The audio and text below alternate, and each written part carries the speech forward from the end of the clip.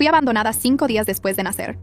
Pero por alguna razón, mi madre biológica me dejó en la puerta de una organización criminal local en Ciudad Ravenwood para sobrevivir. Incluso envuelta en mis pañales, instintivamente grité, «¡Papá!», cuando un grupo de criminales curtidos me miró con el ceño fruncido. Los hombres rudos fruncieron el ceño al instante.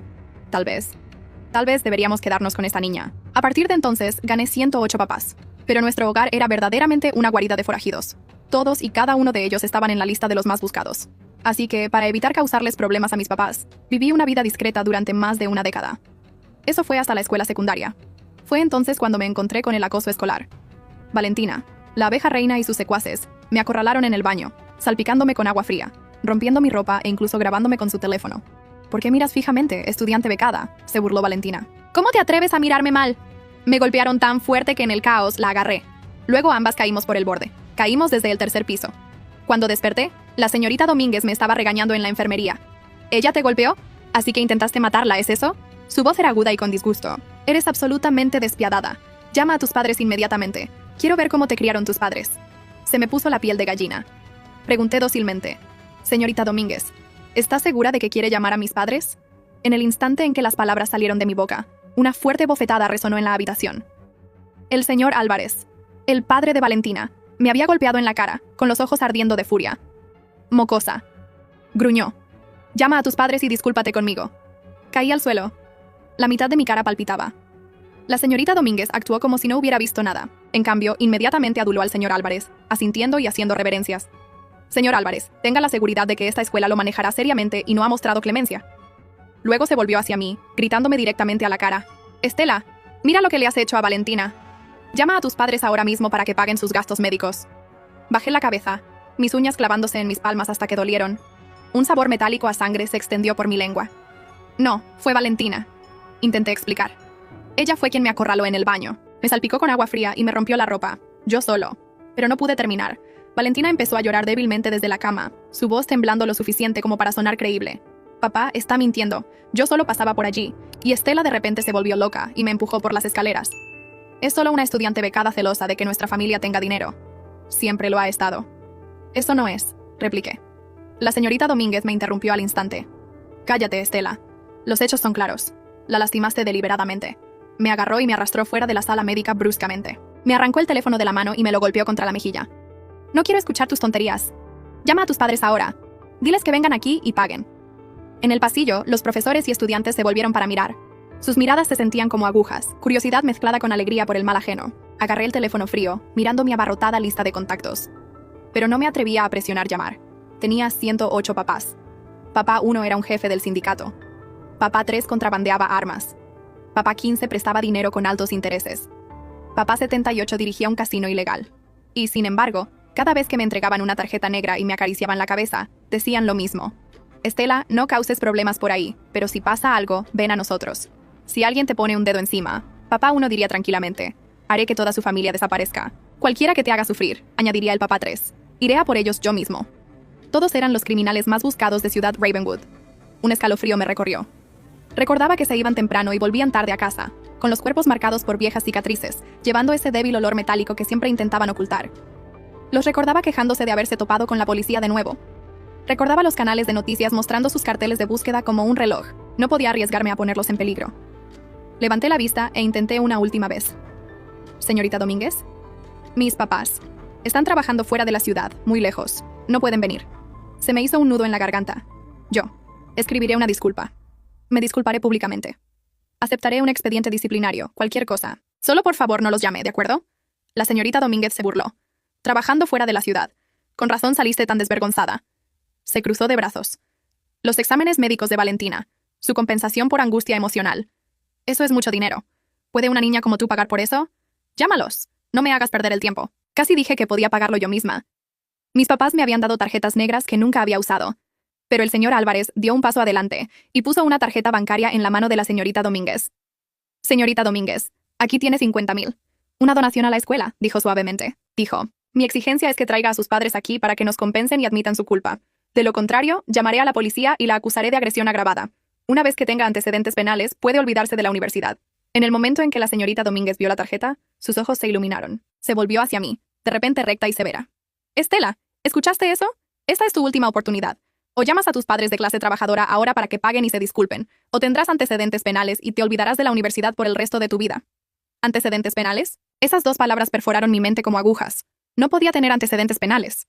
Todavía quería ir a la universidad para ganar dinero y mantener a mis papás cuando fueran mayores. Miré la tarjeta bancaria, luego la expresión engreída y fea de la señorita Domínguez. Las lágrimas nublaron mi visión. Mis dedos temblorosos iluminaron la pantalla. Señorita Domínguez, por favor no llame a la policía, susurré. Llamaré a mis padres. Mi mano temblaba mientras tocaba a papá, uno en la parte superior de mis contactos. Aunque era un jefe del sindicato, seguía siendo el más normal entre ellos. Esperaba desesperadamente que pudiera fingir ser ordinario y sacarme de esto. Pip. Pip. La llamada se conectó de inmediato. La voz cálida y sonriente del papá 1 llenó el auricular. Estela, papá 1, dije, apretando los labios. La maestra quiere que vengas a la escuela. ¿A tu escuela? Al instante sonó emocionado. Oh, mi hija va a ganar otro premio. Esta es la primera vez que me pides que vaya a recoger un certificado. Espérame. Voy para allá ahora. No. Una punzada golpeó mi pecho. Estaba a punto de detenerlo, pero luego un sonido agudo estalló a través de la línea, seguido por el grito de un hombre y una serie de golpes pesados y sordos. Me congelé. Luego, débilmente, escuché una voz baja, tranquila, casi aburrida. Límpienlo. Los recuerdos de la infancia volvieron de golpe. Papá 1. Llegando a casa con manchas que siempre llamaba salsa de tomate. La forma en que sonreía con demasiada facilidad, como si nada pudiera alterarlo. Su respiración era un poco irregular, pero cuando volvió a hablar, su voz se volvió caballerosa, casi tierna. ¿Qué pasa, cariño? Mi corazón latía con fuerza. Todas las palabras que quería decir se convirtieron en hielo en mi garganta. Nada. Me esforcé por decir. Está bien. Puedo recoger el premio yo misma. ¿Estás ocupado? Voy a colgar. Oye. Protestó. Ni siquiera me lo dijiste. ¿Por qué estás colgando? Antes de que pudiera responder, la señorita Domínguez se abalanzó sobre mi teléfono. Instintivamente lo esquivé, y la llamada terminó al segundo siguiente. Bofetada. Otra dura bofetada aterrizó en mi cara. La expresión de la señorita Domínguez se retorció de rabia. ¿Has causado tanto problema y todavía intentas ocultárselo a tus padres? El señor Álvarez golpeó su mano contra la pared y me señaló con el dedo en la nariz. No creas que puedes huir de esto escondiéndote detrás de los adultos. Rugió. En esta parte de Ciudad Ravenwood, yo soy el pez gordo local. Tengo conexiones en el departamento de policía. Si te atreves a lastimar a mi hija, haré que toda tu familia de don nadies de la clase trabajadora desaparezca en un minuto. Valentina se acercó cojeando, con una sonrisa que destilaba burla. Eres tan patética que ni siquiera te atreves a llamar a tus padres. Apuesto a que tu familia apenas puede poner comida en la mesa. Entonces, ¿de dónde sacaste el valor para empujarme? Ridículo. Bajé la cabeza. Mi voz era tan débil como un mosquito. Mis papás de verdad no pueden venir. Tragué saliva. Lo siento, Valentina. Fue mi culpa. No debería haberte empujado. Puedo hacer una reverencia y disculparme frente a toda la escuela. Puedo ser tu chica de los recados durante un año. O puedes devolverme el golpe. Solo por favor no llames a la policía, ¿de acuerdo? No quiero que me expulsen. Valentina se burló, pero el señor Álvarez rugió y extendió la mano hacia mi teléfono. Estás intentando negociar ahora. Dame el número de tus padres. Hablaré con ellos yo mismo. La señorita Domínguez intervino de inmediato. Estela, dale tu teléfono al señor Álvarez. No te resistas. Necesitas mostrar una actitud de querer resolver el problema. Se abalanzó para arrebatármelo. Me aferré a mi teléfono y retrocedí una y otra vez hasta que mi talón se enganchó en el borde de una baldosa. Tropecé y caí de rodillas. Suelo frío. Dolor agudo. Lágrimas calientes derramándose por mi cara. Aún así, hice una reverencia. Por favor no involucren a mis papás. Le rogué a Valentina. Por favor, haré todo lo que dije. Puedes devolverme el golpe. Solo no llames a mis padres. Por favor. Golpe. Golpe. Mi frente golpeó el suelo una y otra vez hasta que la piel me escoció y el calor se extendió por ella. Solo entonces floreció un placer triunfante en el rostro de Valentina. Levantó una mano, deteniendo a su padre, y elevó la voz como si estuviera concediendo misericordia. Bien, pero disculparse en público no es suficiente. Mañana harás 100 reverencias con la frente en el suelo hasta que estés satisfecha. Solo entonces no llamaré a la policía, ¿de acuerdo? Mis puños se apretaron tan fuerte que mis uñas se clavaron en mi piel. La humillación me quemó. Espesa, asfixiante, insoportable. Pero aún así asentí. Estoy de acuerdo. Mientras no arrastraran a mis papás a esto, valía la pena. Esa noche regresé al pequeño apartamento que alquilaba, con la gorra de béisbol calada, el cansancio pesando en mis huesos. En el momento en que abrí la puerta, olía comida. Y luego los vi. 3 hombres yendo de un lado a otro en mi cocina, cocinando como si fueran los dueños del lugar. Papá 66. Papá 79. Papá 93. Cuando me vieron, sus rostros se iluminaron. Estela está en casa. En la mesa del comedor, papá 66 sonrió y me pellizcó la mejilla. Estela, escuché que vas a recibir un premio en la escuela. ¿Por qué no dejaste que uno de nosotros fuera a buscarlo contigo? Según mis cálculos, debería ser mi turno, ¿verdad? El papá 79 lo refutó inmediatamente, con manos hábiles mientras comenzaba a masajear mis hombros. Tonterías. Es mi turno. El papá 93 puso un tazón de sopa frente a mí. Bebe. Es bueno para tu cerebro. Entrarás en una gran universidad. Me escoció la nariz. Casi lloro, pero forcé una sonrisa. Es solo un pequeño premio, dije a la ligera. No hay necesidad de molestarse. Los llamaré para los premios grandes la próxima vez. ¿De acuerdo? De acuerdo. No discutiremos. Papá 66 se rió. Come primero, cariño. Me sirvieron comida como si fuera preciosa, como si fuera frágil. A mitad de la comida, la expresión del papá 66 se afiló.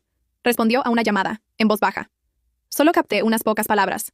Ese cargamento siendo vigilado de nuevo saltó al río. Maldición. El dinero es difícil de ganar. Mi corazón se encogió. El miedo me subió por la columna. Dejé el tenedor y respiré lentamente. Papás, ¿podrían dejar de hacer ese tipo de trabajo? Pregunté suavemente. Ya soy mayor. Entraré en una buena universidad y los mantendré. Así que, ¿podrían conseguir trabajos estables en su lugar? Los tres hombres se congelaron a la vez.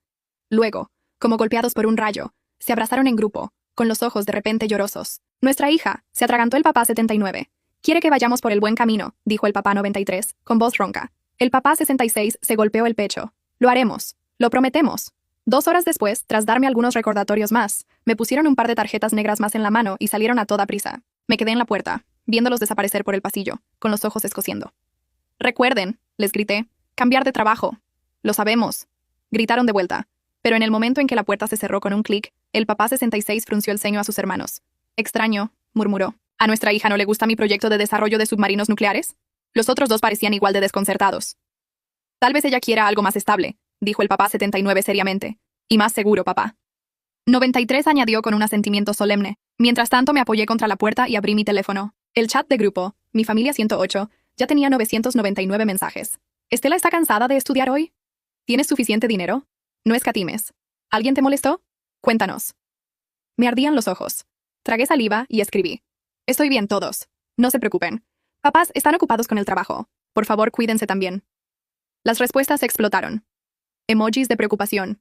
Recordatorios para comer, recordatorios para dormir, recordatorios para llamar si necesitaba algo. Mirando la pantalla, tomé una decisión. Nunca más les causaría problemas a mis papás, sin importar lo que me costara. Estela, tienes que aguantar. Todo estará bien después de que consigan lo que creen que quieren. El lunes llegó como una guillotina. Ceremonia de la bandera. Toda la escuela se apiñó en el campo. Un océano de cabezas.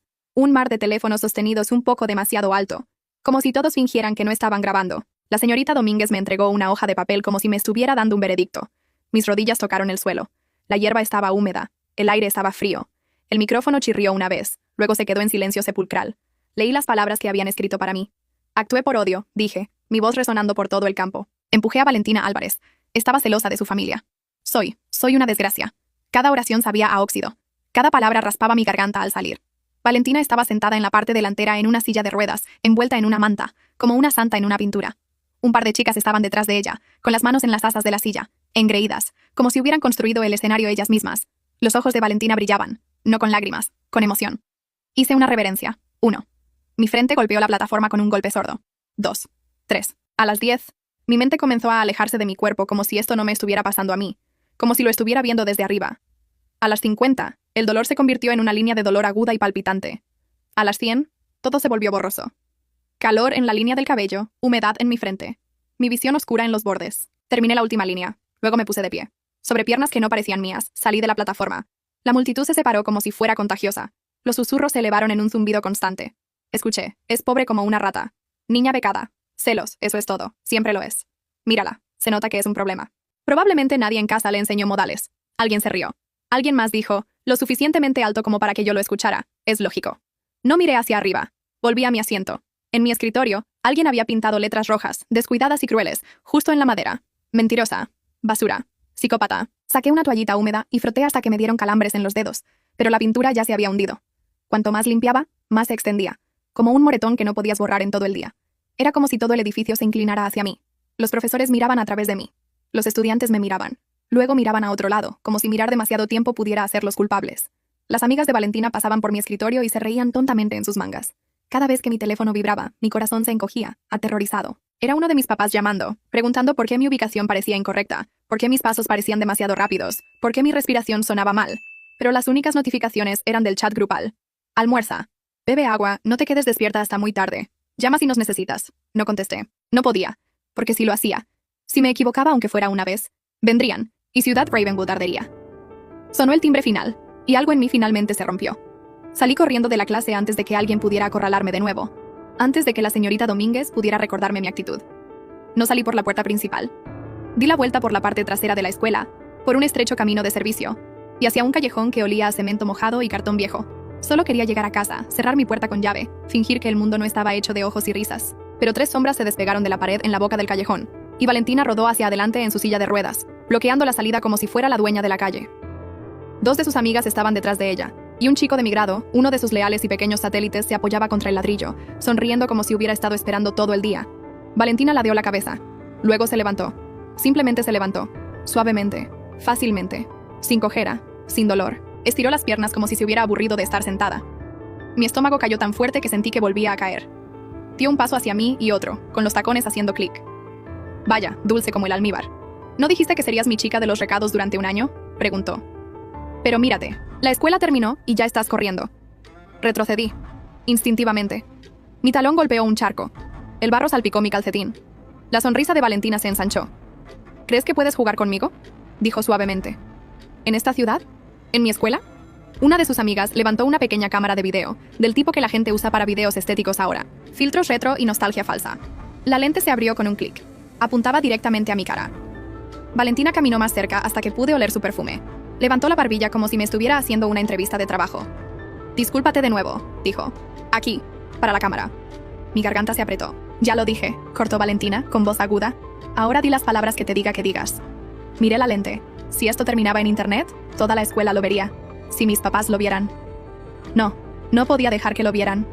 La voz de Valentina bajó a un murmullo. Y no lo olvides, dijo, casi juguetona. Siempre puedo llamar a la policía. Y luego tal vez querrán conocer a esos papás tan ocupados tuyos. Mi sangre se convirtió en hielo. Ella lo sabía, o sospechaba lo suficiente como para disfrutar diciéndolo. No me atreví a probar cuánto sabía realmente. No me atrevía a apostar las vidas de mis papás por una suposición. Valentina se reclinó y agitó la mano como una directora. Dilo, repitió. Di que eres basura. Di que tienes suerte. Te estoy enseñando cómo comportarte. Mi boca se abrió. No salió nada. La sonrisa de Valentina se volvió salvaje. Bien, dijo. Te calentaremos. Agua fría volcada sobre mi cabeza en un brutal chapuzón. Jadé. Mi uniforme se pegaba a mí, pesado y empapado, y se rieron como si fuera la cosa más divertida del mundo. Uno de ellos tiró de mis mangas, tirando con fuerza, arrancando botones, asegurándose de que me sintiera expuesta sin llegar a cruzar la línea. Eso los metería en verdaderos problemas. Otro me untó algo en la mejilla, lápiz labial brillante y humillante, arrastrando el color como una marca. La cámara de video lo capturó todo. Valentina la sostenía ella misma ahora, filmando mi rostro de cerca. Sonríe, canturreó. Parece agradecida. Mis manos temblaban. Mis dientes castañeteaban, no de frío, de pánico.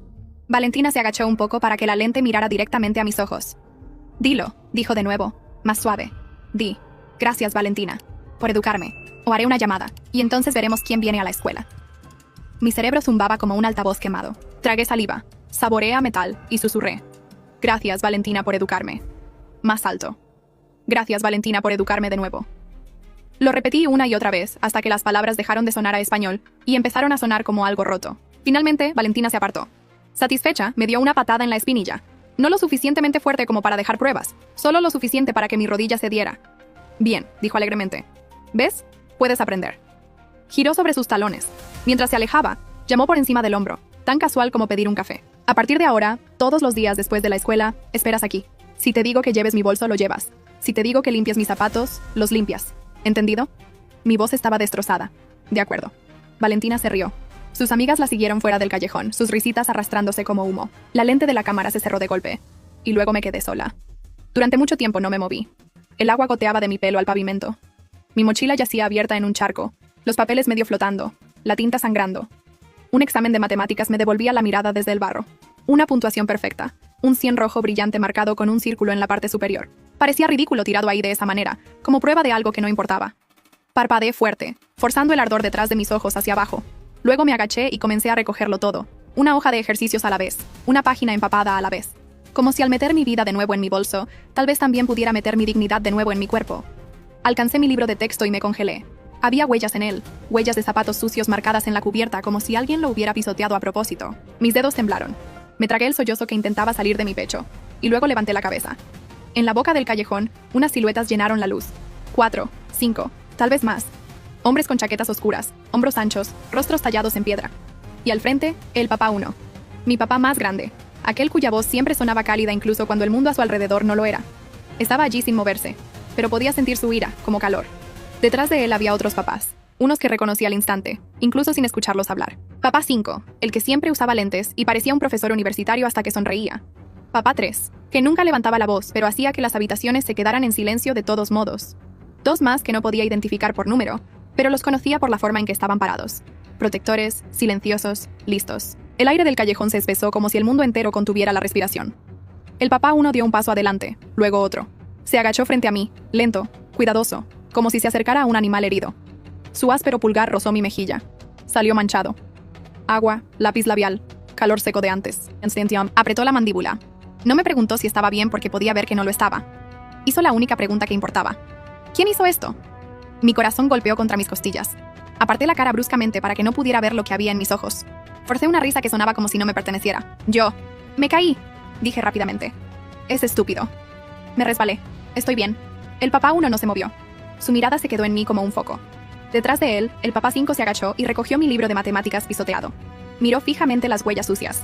Luego levantó la vista y las venas de su cuello resaltaron. Esto es foul, espetó, con la voz de repente rasposa. Esto es un resbalón. Alguien no se resbaló. Alguien intentó aplastarte contra el suelo. El papá 3 se ajustó las gafas. La lente atrapó la luz, ocultando sus ojos por un segundo. Cuando volvió a mirarme, su mirada era afilada como una navaja. Estela, dijo en voz baja, habla. Me mordí el labio tan fuerte que me escoció. Negué con la cabeza. No podía decir el nombre de Valentina. No podía decir señor Álvarez. No podía decir señorita Domínguez. Porque el padre de Valentina tenía dinero y conexiones. Porque se había jactado de la policía como si fuera una mascota con correa. Y porque mis papás eran buscados. Si se movían mal, aunque fuera una vez, alguien se daría cuenta. Alguien lo denunciaría. Alguien volvería a poner sus nombres en las noticias, y todas las promesas que habían hecho en mi mesa, por las que habían llorado, se harían añicos. Así que negué con la cabeza de nuevo, obstinada y aterrorizada. Estoy bien, susurré. No es nada, por favor, solo váyanse. No se involucren. Silencio. Un silencio largo y pesado. El papá 1 me miró como si estuviera leyendo cada mentira en mi rostro. Luego exhaló. No enojado, no aliviado. Solo cansado de una manera que me asustó más que los gritos. Extendió la mano y tomó la mía. Mis dedos estaban helados, su palma estaba cálida y su agarre era suave pero inquebrantable. Estela, dijo suavemente, ¿te acuerdas de cuando tenías 5 años? Mi garganta se apretó. No esperó mi respuesta. Llegaste a casa llorando porque un niño en la calle de al lado te quitó tu caramelo, dijo, con voz baja y firme. No parabas de decir, está bien, no lo necesito. Como si pensaras que querer tu propio caramelo de vuelta estaba mal. Contuve el aliento. Recordé el envoltorio pegajoso en mi puño, el escozor en mis ojos, la forma en que intenté sonreír para que mis papás no se enojaran. El pulgar del papá 1 acarició mis nudillos, lento. No nos lo dijiste al principio, continuó. Intentaste tragártelo. Intentaste ser dura, ser buena. Su voz se suavizó de forma casi dolorosa. Y luego el papá 72 encontró el envoltorio en tu bolsillo y te preguntó por qué estabas temblando. Me ardieron los ojos. Recordé la forma en que todos mis papás se habían amontonado a mi alrededor en la sala de estar como un escudo. Recordé al papá 1 levantando mi barbilla y diciendo, muy tranquilamente, cariño, en esta casa, no sufres sola. El papá 1 me miraba ahora en este callejón con los mismos ojos, cálidos, mortalmente protectores. ¿Crees que nos estás protegiendo? Dijo. Y no había acusación, solo la verdad. ¿Crees que si te quedas callada, nos mantienes a salvo?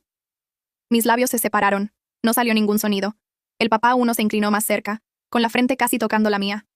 Pero escúchame, dijo. Cada palabra lenta y clara. Tú eres nuestra salvación. Mi pecho se partió en dos. Un sollozo surgió antes de que pudiera detenerlo. El papá 1 apretó mi mano una vez, detrás de él. La respiración del papá 5 sonaba ronca. El papá 3 no parpadeaba. La voz del papá 1 bajó aún más. Te lo prometimos, dijo. Si alguien te pone un dedo encima, aparecemos. El terror me invadió. No, susurré, sintiendo pánico. No pueden. Ustedes son. Me tragué la palabra buscados como si fuera veneno. No pueden hacer nada. Por favor no lo hagan. La mirada del papá 1 se dirigió hacia la boca del callejón, como si ya hubiera mapeado cada cámara, cada ángulo, cada riesgo. Luego volvió a mirarme, y su sonrisa gentil y familiar, fue la cosa más aterradora que jamás había visto. ¿Quién dijo que vamos a hacer algo ilegal?, murmuró. El papá 5 dio un paso adelante sosteniendo mi libro pisoteado como evidencia. El papá 3 sacó su teléfono y tocó la pantalla 1, 2 veces, por último, como si ya hubiera comenzado un plan. El papá 1 me apartó el pelo mojado de la frente con una ternura que no encajaba con la tormenta de sus ojos. No vamos a armar un escándalo, dijo suavemente. Vamos a hacer esto de forma limpia. Mi respiración se entrecortó. El papá 1 se levantó, aún sosteniendo mi mano, y me guió hacia la luz como si no pesara nada. Estela, dijo, con voz suave de nuevo, como si estuviéramos caminando a casa desde el supermercado en lugar de estar al borde de una guerra. Vas a contarnos todo. Negué con la cabeza, llorando ahora, temblando tan fuerte que me castañeteaban los dientes. No puedo, susurré. Dijeron que llamarían a la policía. Dijeron que tendría antecedentes. Dijeron que la universidad. El pulgar del papá 1 limpió una lágrima de mi mejilla. ¿Y les crees? Dijo, no burlándose, triste. Porque eres una buena chica. Giró la cabeza ligeramente, sin apartar la mirada de mí, sino hablando a los papás detrás de él. Llévenla a casa, dijo tranquilamente. Mi corazón dio un vuelco. A casa, no al pequeño apartamento, no al refugio alquilado, se refería al lugar donde 108 hombres me llamaban su hija, como si fuera la única cosa sagrada que quedaba en su mundo. La mirada del papá 1 volvió a mí, y sobre la escuela, añadió, con voz aún cálida, aún tranquila, aún aterradora. Mañana por la mañana, dijo, vamos a visitar a tu director. Contuve el aliento. Y a la señorita Domínguez, continuó como si estuviera leyendo una lista de compras. Y al señor Álvarez. Un sollozo se me escapó. Papá 1. Se inclinó, presionó su frente contra la mía por un segundo, y susurró para que solo yo pudiera escuchar. Cariño, dijo. Ya te inclinaste 100 veces. Su voz se volvió más suave que suave. Nunca volverás a hacer eso. Por un segundo no pude respirar, porque había algo peor que ser humillada frente a toda la escuela. Fue la repentina comprensión de que había fallado en la única cosa que había estado intentando hacer toda mi vida. Mantenerlos fuera de problemas. El papá 1 apretó mi mano y asintió una vez, como si hubiera escuchado cada pensamiento de pánico en mi cabeza. Detrás de él, el papá 5 y el papá 3 se movieron sin apresurarse, sin levantar la voz, sin gritos, sin amenazas. Solo movimiento. Propósito. El papá 5 se quitó la chaqueta, y me la puso alrededor de los hombros con tanto cuidado que se sintió como si me arroparan en la cama. El papá 3 se agachó, cerró mi mochila, y deslizó mis hojas de ejercicios arruinadas en una carpeta limpia que había sacado de la nada. Luego me miró y dijo, «Teléfono». Me encogí instintivamente. No porque no confiara en él, porque tenía miedo de lo que encontraría. Pero la voz del papá 3 se mantuvo calmada. «No para leer tus mensajes», dijo, como si pudieras ver la vergüenza quemándome la garganta. «Para salvarte». Se lo entregué con dedos temblorosos. Los pulgares del papá 3 se movieron rápidamente. Abrió la galería de mi cámara, mis notas, mis descargas, mi papelera. Revisó la página del grupo de la escuela. Buscó el nombre de Valentina. El papá 1 me guió hacia la calle como si el callejón tuviera dientes. Una furgoneta negra esperaba en el bordillo, con el motor ya en marcha. El papá 79 estaba en el asiento del conductor. El papá 66 estaba en el asiento del pasajero, masticando chicle como si intentara moler la ira con sus molares. Cuando me vieron, ambos se quedaron inmóviles. No conmocionados, no sorprendidos, solo dolidos. El papá 66 abrió la puerta y tendió la mano. Subí, temblando tan fuerte que sentía los huesos flojos. El papá 5 se sentó a mi lado, con un brazo rodeando mis hombros sueltamente, lo suficientemente ligero como para que pudiera respirar, lo suficientemente firme como para que no pudiera desmoronarme. La puerta se cerró. El mundo exterior se volvió amortiguado. Por primera vez en todo el día, me permití llorar como si lo sintiera de verdad. No lágrimas silenciosas, feos sollozos jadeantes que sabían a óxido y alivio. El papá 1 no subió a la furgoneta. Se quedó en la acera, enmarcado por la luz de la calle, mirándome a través del cristal tintado. Se llevó el teléfono a la oreja y dijo algo que no pude escuchar. Luego me sonrió, cálido, familiar, y la sonrisa no le llegó a los ojos. La furgoneta arrancó. No fuimos a mi pequeño apartamento. Fuimos al hogar real, el que fingía que no necesitaba. El edificio parecía normal por fuera, de ladrillo descolorido, con un vestíbulo que olía débilmente a café viejo y limpiador de limón. Pero en el momento en que se abrieron las puertas del ascensor, el pasillo estaba lleno. Hombres. Tantos hombres. No los 108, pero suficientes para que mi pecho se apretara. Algunos cocinaban, otros limpiaban. Algunos estaban sentados en el suelo como si llevaran horas esperando. Cuando me vieron, la habitación se quedó en silencio de una forma que parecía sagrada. Luego estalló. «Bebé Estela, ¿quién te hizo llorar? ¿Quién te tocó?» Las manos se acercaron. Manos cuidadosas, manos gentiles. El papá 93 empujó un cuenco de agua tibia hacia mí con un paño. El papá 72, mi envoltorio de caramelo. Papá se arrodilló frente a mí como si tuviera 5 años de nuevo. Miró mi mejilla hinchada, mi pelo húmedo, el desgarro en la manga de mi uniforme. No pidió detalles primero, solo dijo en voz baja: «Estamos aquí, ¿de acuerdo?» Asentí, porque si intentaba hablar, me rompería de nuevo. El papá 3 caminó hacia el centro de la sala y levantó mi teléfono. «Tengo algo», dijo. Todos se quedaron inmóviles. Tocó la pantalla una vez. Se reprodujo un video, no el mío, el de Valentina. La imagen temblaba, filmada demasiado cerca. Mi cara, pelo mojado, lápiz labial manchado en mi mejilla como una marca. La voz de Valentina, dulce y aguda. «Dilo, di que eres basura». Mi propia voz, pequeña y obediente. «Gracias, Valentina, por educarme». Una risa detrás de la lente. Otra vez. Mi estómago cayó por el suelo. Me abalancé hacia adelante, alcanzando el teléfono, desesperada por apagarlo. Pero el papá 5 atrapó mi muñeca suavemente. Mira, dijo. Silencio. Negué con la cabeza violentamente, derramando lágrimas de nuevo.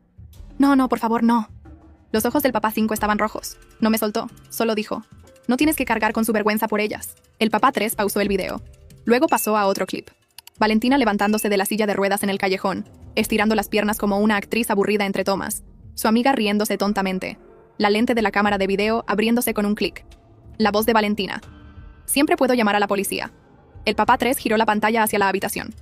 ¿Lo envió?, preguntó alguien. El papá 3 negó con la cabeza. Lo publicó, dijo con calma. Historia privada. Mejores amigos. Lo olvidó. La sobrina de la presidenta del comité de becas de la escuela la sigue. La habitación se quedó tan silenciosa que podía escuchar el zumbido del refrigerador. Luego, desde algún lugar detrás de mí, una voz dijo muy suavemente: «Le hizo eso a nuestra hija». No era ira. Era peor. Era devoción afilándose hasta convertirse en algo peligroso. Me di la vuelta. El papá 1 había llegado sin que yo me diera cuenta. Estaba junto a la puerta como si siempre hubiera pertenecido allí, sin chaqueta, con las mangas remangadas, el pelo ligeramente despeinado, como si viniera de un largo día en una oficina perfectamente normal. Entró y dejó una carpeta en la mesa de café. ¿Una carpeta? Papeleo. Mi cerebro no podía procesarlo. El papá 1 miró alrededor de la habitación y cuando habló, cada voz se apagó al instante. «Todos respiren», dijo. Luego me miró a mí y se suavizó. «Estela», dijo con suavidad. «Te voy a hacer una pregunta». Mi garganta se cerró. Esperó. ¿Alguna vez la empujaste a propósito? Tragué saliva con dificultad. Mi voz salió rota. No. Mis rodillas cedieron y me agaché, abrazándome a mí misma, temblando. Ella me acorraló en el baño. Rompió mi ropa. Me echó agua. Me grabó. Y yo. Me atraganté, la vergüenza cortando mi respiración. La agarré porque entré en pánico. No lo hice. No fue mi intención. La mano del papá 1 ahuecó la parte posterior de mi cabeza, como si estuviera sosteniendo algo precioso. «No lo hiciste», dijo con firmeza. «No fue tu intención. Reaccionaste. Eso no es un crimen». Parpadeé mirándolo, atónita. Me habían dicho durante días, profesores, estudiantes, el padre de Valentina, que yo era un monstruo. El papá 1 lo dijo como si fuera una simple verdad. «Te estaban haciendo daño». Se enderezó y miró a la habitación. «Ahora», dijo, aún con calma, «hacemos esto limpio». Abrió la carpeta.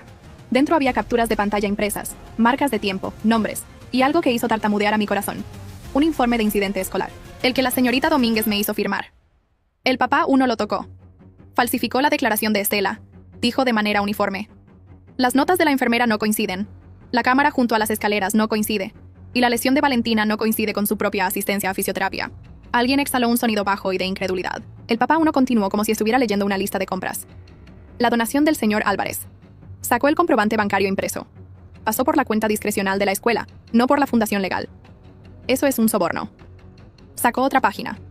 Un mensaje de texto de la señorita Domínguez al señor Álvarez. El papá 1 dijo, con voz aún cálida, aún terriblemente educada, donde ella dice: «No se preocupe, me aseguraré de que haga una reverencia».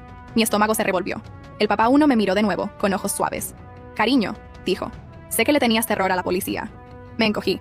Asintió una vez, así que los llamé. La habitación se congeló. Dejé de respirar. El papá 1 levantó una mano antes de que el pánico pudiera tragarme. «No a los que el señor Álvarez cree que posee», dijo suavemente. «Un amigo que no me debe nada, una abogada que no me debe nada, y un investigador estatal que no le debe nada a nadie». El papá 5 añadió en voz baja.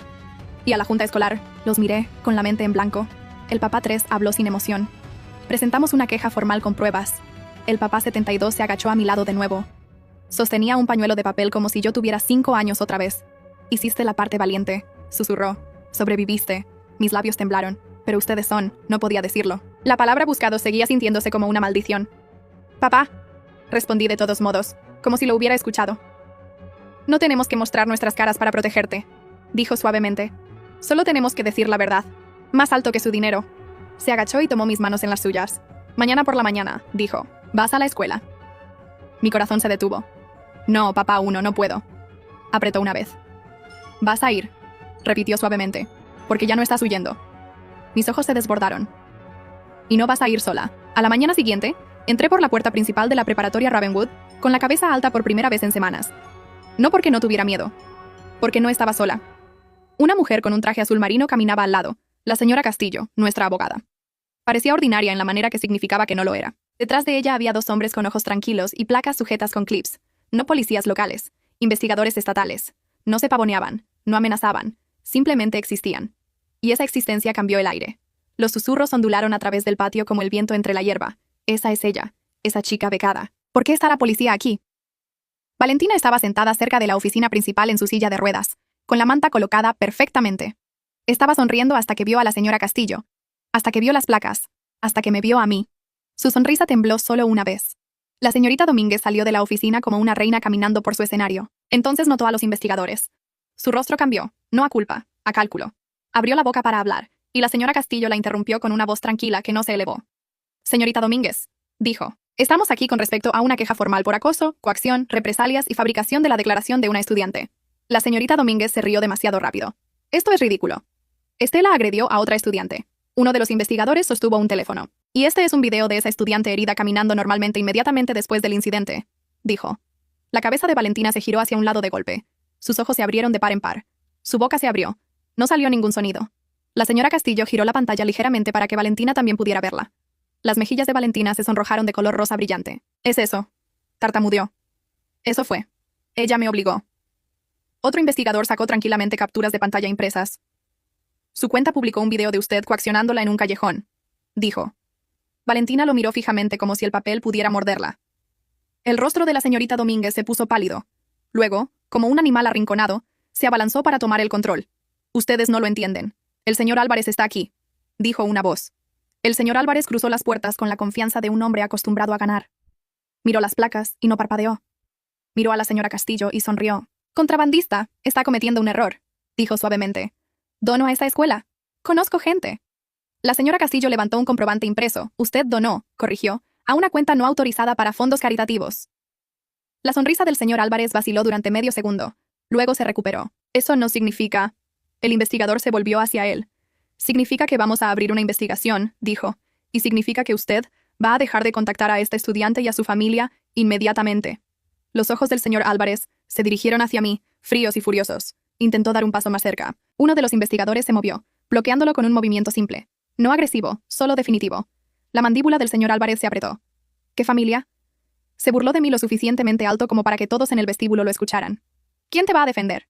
Ni siquiera tienes. ¿Disculpe? Dijo la señora Castillo, interrumpiendo con voz afilada como cristal. Le entregó un documento. El papeleo de tutela de Estela, dijo. Y una solicitud de orden de restricción ya presentada. El señor Álvarez miró fijamente la página. Su rostro se volvió extraño. No enojado. Confundido porque era la primera vez que alguien le respondía con algo que no podía comprar en ese momento. Me quedé allí temblando y sentí algo desconocido elevarse en mi pecho. No rabia, no humillación. Algo más firme. Algo parecido a la dignidad. Valentina emitió un sonido fino. ¿Papá? El investigador la miró. Señorita Álvarez, dijo. Necesitaremos una declaración. Y necesitaremos su teléfono. Sus dedos se cerraron alrededor de los reposabrazos de la silla de ruedas. Luego lentamente se puso de pie. Justo ahí en el vestíbulo, frente a todos. La manta resbalando. Sin cojera. Sin dolor. 100 ojos la vieron delatarse en tiempo real. Se hizo un silencio. Tan profundo que parecía que el edificio había dejado de respirar. Valentina se congeló porque se dio cuenta de lo que acababa de hacer. Alguien en la parte de atrás susurró. Puede caminar. Otra voz, más alta. Estaba fingiendo. No me moví. No sonreí. Solo observé. La señorita Domínguez se volvió del color del papel. El rostro del señor Álvarez se endureció en algo feo. Pero ahora parecían pequeños porque la verdad era más grande. Para el almuerzo, la preparatoria Ravenwood se sentía como un mundo diferente. No más amable, no de repente justo. Simplemente despierto. Volaban los rumores. Surgieron videos. Las personas que se habían reído de mi disculpa evitaban mis ojos. Mi escritorio estaba limpio. No por mis manos, por un conserje, quien me dio un rápido y suave asentimiento, como una disculpa que no sabía cómo decir. Esa tarde, el director convocó una asamblea. Sin micrófonos chirriantes, sin confesiones forzadas, solo una declaración. Estamos investigando faltas graves, dijo rígidamente, y garantizaremos la seguridad de los estudiantes. Mi estómago se retorció, esperando la parte donde me culparían de nuevo. Pero no llegó. En cambio, la voz tranquila de la señora Castillo llenó el auditorio. No contó toda mi historia. No convirtió mi dolor en entretenimiento. Dijo lo justo. La coacción no es disciplina, dijo. La humillación no es educación. Y la ley no pertenece a quien pague más. Cuando salí del campus ese día, el callejón estaba vacío. Sin cámara de video, sin perfume, sin risas. No me sentí victoriosa. Me sentí cansada, como si alguien finalmente hubiera dejado de presionar mi cara contra el suelo y mi cuerpo no supiera qué hacer con el aire. En casa, el apartamento estaba lleno de nuevo. No solo 3 papás. Más. Intentaban actuar normal. Ofrecieron bocadillos, sopa, una manta, una mochila nueva que se veía exactamente como la mía, hasta el pequeño llavero. Alguien incluso había reemplazado mi libro de mapas pisoteado con una copia nueva, la portada crujiente y limpia. Me senté en el sofá y lo miré fijamente, y de repente se me quebró la voz. «Lo siento», susurré. La habitación se quedó en silencio. El papá uno levantó la vista desde el otro extremo de la mesa. «¿Por qué?», preguntó suavemente. «Por hacer que vinieran», dije, las lágrimas derramándose de nuevo. «Por arriesgarlo todo. Me esforcé tanto. Intenté mantenerlos a salvo». El papá uno se levantó y se acercó. Se sentó a mi lado como si tuviera todo el tiempo del mundo. Luego hizo algo que me destrozó más de lo que la ira jamás podría.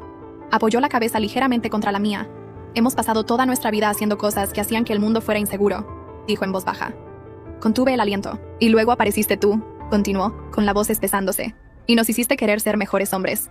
A nuestro alrededor escuché movimientos silenciosos, hombres tragando saliva, hombres cambiando de posición, hombres fingiendo que no escuchaban mientras escuchaban cada palabra.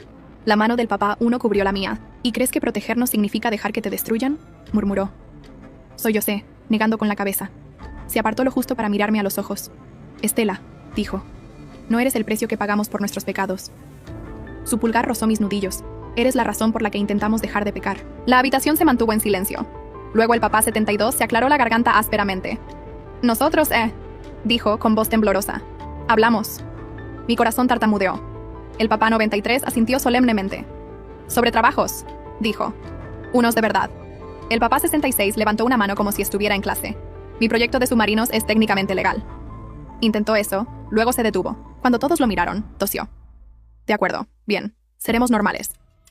Una risa inestable se me escapó a través de las lágrimas, y el sonido de esa risa, pequeña e incrédula, hizo que la habitación exhalara, como si todos hubiéramos estado aguantando la respiración durante años. El papá uno apretó mi mano. «No somos santos», dijo simplemente, «pero podemos ser tu familia». Asentí, llorando más fuerte. «De acuerdo», susurré. Llegó la primavera. La investigación no borró todo. No hizo a la gente más amable de la noche a la mañana, pero trazó líneas. La señorita Domínguez fue suspendida en espera de una investigación. El señor Álvarez dejó de aparecer en la escuela como si fuera el dueño del lugar. Las amigas de Valentina se dispersaron como si nunca la hubieran conocido. Y el video, mi voz diciendo gracias una y otra vez, nunca se publicó públicamente. Porque el investigador tenía el teléfono de Valentina. Porque la verdad llegó más rápido que su crueldad. Una tarde llegó una carta por correo. Renovación de la beca universitaria. Beca completa. Miré el sobre durante mucho tiempo antes de abrirlo. Cuando finalmente leí las palabras, mi visión se nubló. No me di cuenta de que estaba llorando hasta que el papá uno estuvo frente a mí. «¿Qué pasa?», preguntó, intentando sonar casual y fracasando. Y levanté la carta con manos temblorosas. La leyó una vez, luego otra. Luego aspiró hondo como si doliera. Se giró y gritó hacia el apartamento. Entró. El lugar explotó. Hombres que se habían enfrentado a balas sin pestañear, de repente perdían la cabeza por un trozo de papel. Alguien me levantó del suelo. Alguien me hizo girar como si fuera una niña. Otra vez. Alguien gritó. «¿Quién está cortando cebollas?». El papá uno no gritó. Simplemente se quedó allí, mirándome como si fuera un amanecer. Luego me atrajo en un fuerte abrazo y me susurró al oído. «Lo hiciste, cariño». Me aferré a él y le susurré de vuelta, con voz temblorosa. «Lo hicimos», porque esa era la verdad. Intenté sobrevivir sola. Pero la familia, la verdadera familia, no era algo que protegías sufriendo en silencio. Era algo que te sostenía cuando no podías mantenerte en pie. Esa noche, mi chat de grupo Mi Familia 108 llegó a 999 de nuevo. Pero esta vez no solo escribí, «Estoy bien». Envié una foto, la carta de aceptación, mis manos sosteniéndola, mi cara aún hinchada de llorar. En segundos, los mensajes inundaron. «Esa es mi hija. Le vamos a comprar un traje para la graduación». ¿Quién la lleva al campus? ¿Necesita una computadora portátil nueva? ¿Necesita bocadillos? ¿Necesita pimienta? No, normal. Necesita normalidad. Me reí hasta que me dolió el estómago, y cuando el apartamento finalmente quedó en silencio, me acosté en la cama mirando al techo. Por primera vez en mucho tiempo, el silencio no se sintió como peligro. Se sintió como paz. Fuera de mi puerta, podía escuchar a mis papás murmurando entre sí. Voces bajas, pasos cuidadosos, el tintineo de una tetera puesta en la estufa. Sonidos ordinarios, del tipo que siempre había querido. Cerré los ojos. Mañana volvería a la escuela. La gente todavía susurraría. Algunos todavía mirarían hacia otro lado. Pero caminaría por esos pasillos con la cabeza en alto. Porque no era basura, no estaba sola. Y si alguien intentara alguna vez pisotearme de nuevo, no haría una reverencia. Ni una sola vez. Nunca.